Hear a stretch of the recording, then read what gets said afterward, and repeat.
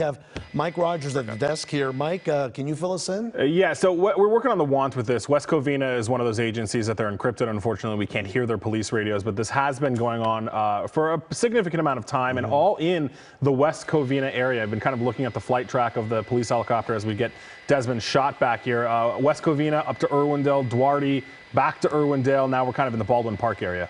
Desmond, we have your shot back. Can you take it away now? Yep. Yeah, here we are, Main Avenue, Los Angeles Street. So here making this turn back onto Los Angeles Street.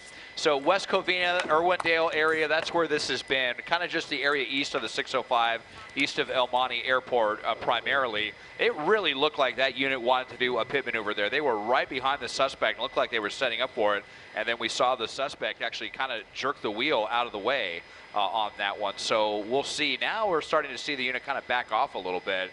May have just tipped his hand a little bit too much there. There you can see one of those huge holes here around the Irwindale area, so that tells you where we're at, kind of in the vicinity of the 605 freeway. So, but yeah, it's been West Covina primarily on this one. It's unclear how many people are in the car. I believe this is going to be an Infiniti, maybe a later model Infiniti, but if it's a stolen vehicle or reckless driving, speeding, unclear what started this pursuit. And Desmond, do we know how long this has been going on? Look at it, the officer's getting closer again. About 15 or 20 minutes, I think. We had first heard about it around that time. Again, watching so close. The cruiser get right there, so close. And look here, kind of setting up, straddling the line there. And you see that push bar that they have in the front. So the cruiser certainly capable of doing a pit maneuver.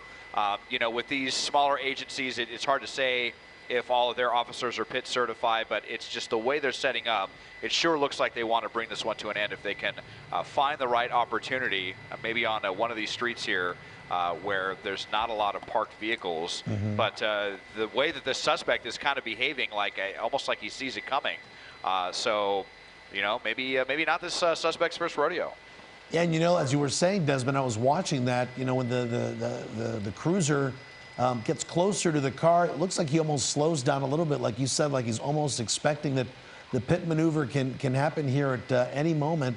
We're not going right now at any crazy rates of speed, around 30 miles an hour here in the San Gabriel Valley. And for a time, we thought maybe that the officers were going to pull back a little bit, but as we see here, they're right behind him. And looking ahead, Desmond, are we pretty much going to remain in a residential area? Do we see a freeway nearby? What's going on? We're not too far away from the 605 freeway. If they turn south, that'll go into some neighborhoods. Continuing east will put us near some industrial areas, I believe. So now we're on Irwindale Avenue in the small jurisdiction of Irwindale, who does have their own police department as well. But this has been West Covina. Here we go. Looks like he's coming in for it. Oh boy, it's just kind of like almost like teasing us all and the suspect that they're going to do it here. Just waiting for that right opportunity, trying to maybe kind of predict the trajectory of the car after they spin it around, but really setting up like they're going to do it. But I think we've just kind of been orbiting or circling, I should say, this kind of general area. Now we're doing a little do-si-do there through a gas station to avoid that red light there. Kind of an odd maneuver there. So we've just kind of been in this area. West Covina, Irwindale, when we first got eyes on it, it was in a little residential area.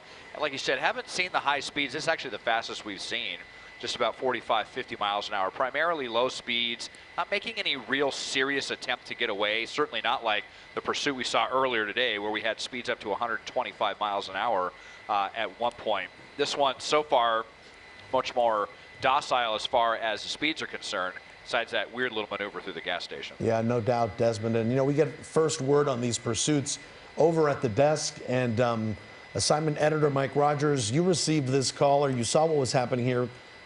Just fill in our viewers, like what started all this and When did you first get word? Yeah, so I mean, like I mentioned, the West Covina Police Department, they're encrypted, which means their radios, the general public cannot hear their radios.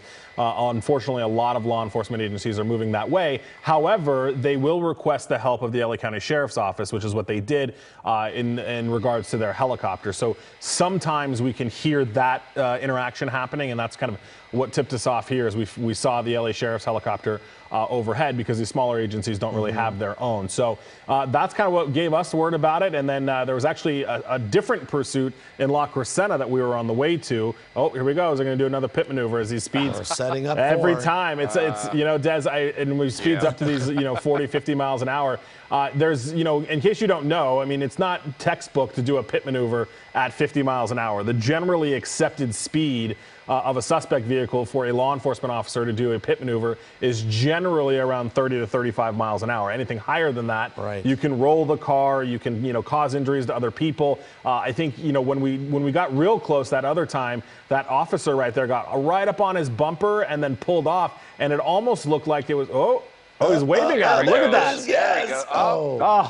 Yeah. No. Trying is kind of fishtail, though. Frankly. Did you see the suspect hand was waving at him? Oh, boy.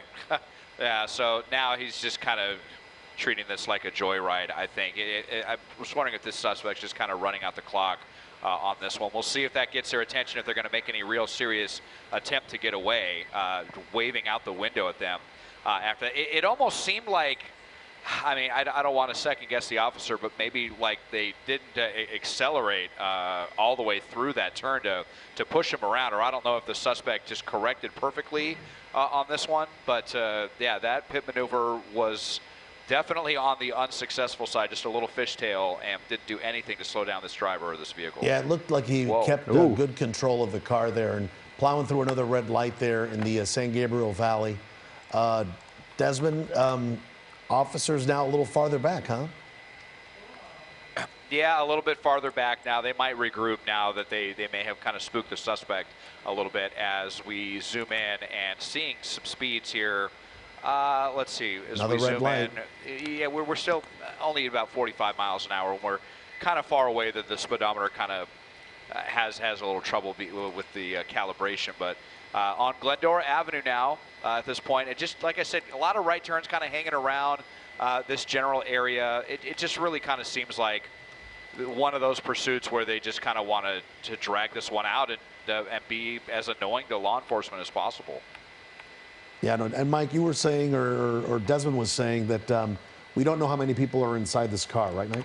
Right, yeah, and that's kind of the challenge for law enforcement, too. They obviously want to stay closer behind. It's, who knows if they know how many people are inside of it. And we know at least this person is wanted for what's called failure to yield, which is just not pulling over for a law enforcement officer. What the initial interaction with the West Covina Police Department was, is this stolen? Why did they want to make that traffic stop on this person? That's still unclear. I can tell you we did just try to call West Covina PD. Again, they're not answering the phone. Obviously, they're a little bit busy with this. So it's going to be one of those games where we're going to have to kind of wait and see. Maybe the sheriff's helicopter up there will give us a little bit of insight about what's going on or why they're chasing this person. Oftentimes, they're not fully in the know either. They're just asked to come provide call out location and assist the officers with this. But Juan and Des, it does seem like West Covina, after that kind of couple of failed pit maneuver attempts, looks like they've backed off a little bit. They still see the flashing lights. Des, I don't see a night sun anymore. Do you? Well, there's the night sun again. There it's it kind is. of been Okay. on and off the suspect now. And, he blew through that red light, and then the cruiser actually slowed down to go through it. And it's a good thing they did, because there was someone who was coming through that light, and had West Covina not slowed down, they could have got T-boned there. So that's, another thing. When you have a suspect willing to take chances like that, they can get a little bit more distance from the authorities, because the authorities want to slow down through those red lights and not injure any innocent people. So just circling around again now, Cameron Avenue. You can see here the area we've been hanging around pretty much this entire time. Let's see. Well, maybe coming in with another pit maneuver again. I mean, and too then many again cars taunting there out on the the window side, yeah. with their hand out there. Well, Yep, this guy so knows. Look, I mean, he lots of slows. taunting. Yeah, he slows down, taunts the officer. The officer gets close. Look at this. It's almost Here we like go. Oh, boy. Oh. Are they going to block it in here? they just decided to block him in. Look at this. Wow. And now things have just gotten a lot more serious, and the hands are out the window. It was almost kind of like he was trying to wave him forward, is what it looked like. He was like telling the cop, okay, go ahead of me. But now, coming to a stop, looks like maybe lighting a cigarette. Well, a little bit grainy there if I double in anymore. But now, words being exchanged. I thought I saw him light a cigarette or something. And officers out here with weapons drawn. Let's see if this is going to end this one. You know what's interesting, Juan and Des? Yeah. They haven't really, I don't know how tight against the car that patrol vehicle is, but there's still nobody in front of the vehicle, right? Which they always don't like to do because they don't want to put themselves in the line of fire. But can this car still go if he were to hit take off, right? Yeah, I mean, if he were to hit the gas, it doesn't look like they've really pinned him into anything, but. It's kind of weird. I mean, we had seen that hand motion before. It kind of looked like he was playing a little cat and mouse game where he would kind of wave the officer over, and then as soon as the officer would get close, he'd speed up again. But that was certainly different, where he kind of slammed on the brakes there, and the officer kind of went right up against the side of him, and here we are. And looks like they're at least having a dialogue, which is half the battle, being able to talk to these guys. Yeah, it sure looks like it. And here they are. Man. You can see them coming out of the car there. And at this point, he really could just take off and go forward, right? Just the front of the West Covina police officers. It looks like they're shooting a TV show down there, too. I think this is one of those, live PD or... Is that right? Yeah, there's a camera guy and a boom mic as well. That's going to add to the mess of this. Yeah, I don't think we've ever witnessed one I of can these see the in boom, the act. yeah. So, yeah, wow, that's a very interesting turn to all of this. It looked like the suspect's driver door is not going to be able to open the way that the officer came in, and I don't know if that's what he's explaining. I can't get out. They're probably going to give him, instructions to crawl out the driver's window. They don't even want to lose visual of him while he goes over to the passenger side to get out of the car that way. What do you just put on top of the car? I think it's a cell phone. Hands out, like he wants to surrender. Let's see if he's going to be able to climb out. And here we go. More words being exchanged, but just a lot of talking here. A lot of talking. But it looks like it may finally be coming out here. He's a big guy, so it's going to take a little effort getting him out of the window there, but he did it one leg at a time. All right. Yeah. Boy, just just a odd ending, because it certainly seemed like the suspect could have gone. It almost acted like he didn't know he was being pursued, but there's really no way that you could use that argument here as the officers and their camera crew come in to this person in handcuffs, coming up to clear the vehicle. It doesn't look like there's anybody else in the car. It looks like, the driver was the only one inside. More of a relaxed stance, and there you go. You got it here live on KCAL, and it looks like maybe you'll see it on Netflix or something at a later time. Well, you know what, Desmond? We're going to put Mike Rogers on the case. We're going to find out who this film crew is, and we're going to update our viewers sometime this week. All right, thanks so much for that, Desmond.